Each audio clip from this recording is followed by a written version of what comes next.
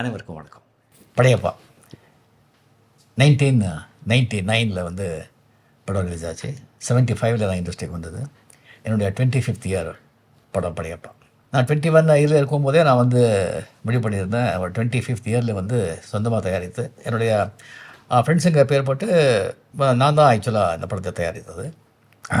கதை கூட படையப்பா மூலக்கதை என்னுடையது தான். கல்கி அவருடைய பொன்னியின் செல்வன் எனக்கு ரொம்ப பிடிச்ச புத்தகம், நாவல் அது. அதில் வர நந்தினி கேரக்டர் ரொம்ப பிடிச்சிருந்த கேரக்டர், நந்தினி கேரக்டர். ஸோ அந்த நந்தினி கேரக்டர் மெயினாக வந்து அந்த மாதிரி வச்சுட்டு ஒரு ஃபுல் சப்ஜெக்ட் பண்ணணும் அப்படின்னு சொல்லிட்டு ஒரு 2-3 இயர்ஸாக என் மனசில் வந்து அப்படியே ஓடிட்டு இருந்த படம் தான் படையப்பா கதை. கேஎஸ் ரவிக்குமார் கிட்டே சொன்னேன், அவருக்கு ரொம்ப பிடிச்சது.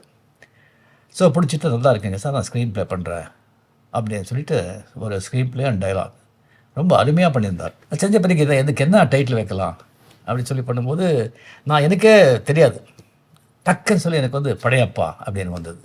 அதுக்கு நான் கேள்விப்பட்டதே கிடையாது. சில டைமில் அப்படி ஆகும். சில என்னுடைய படங்கள் வந்து நிறைய படங்கள் நான் தான் வந்து டைட்டில் வச்சுருப்பேன். டக்குன்னு தோணும்.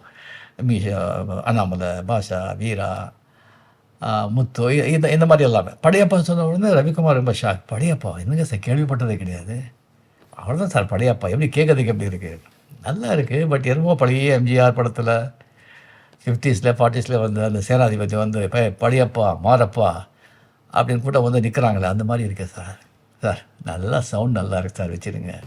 அது ஓகே சார், பட் இந்த சொரி இப்படி ஏதாவது பேசுவாங்க சார், தப்பாக பேசுவாங்க, எப்படி பேசத்தான் இருப்பாங்க, அதுக்கெல்லாம் கவலைப்பட்டேன் எப்படி சார், அவங்களெல்லாம் கவலைப்படக்கூடாது.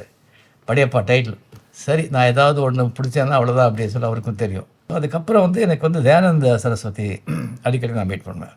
அவர் மீட் பண்ணும்போது அப்படியே வந்து ஆன்மீக விஷயத்தெல்லாம் பேசி, அதுக்கப்புறம் நாட்டு படம் என்ன நடக்கிறதெல்லாம் பேசி, அதுக்கப்புறம் என்ன சப்மிட் பண்ணுறேன், என்ன படம் பண்ணுறீங்கன்னு சொல்லி என்னுடைய கதை கேட்கறதுக்கு அவர் வந்து வாடிக்கை. என்ன படம் இந்த மாதிரி படையப்பாவா, நல்லா இருக்கா சார் சுவாமி, எப்படி அது கதை சொன்ன பிறகு நல்லா இருக்கும். படையப்பா வந்து அது முருகனுடைய பேர், அது 6 படையப்பா, வெரி குட் அப்படின்னு சொல்லி அதுக்கப்புறம் தான் நம்ம வந்து வேலு அதெல்லாம் வச்சுட்டு நம்ம வந்து அது வந்து டைட்டில் எல்லாம் வந்து அது பண்ணோம். அது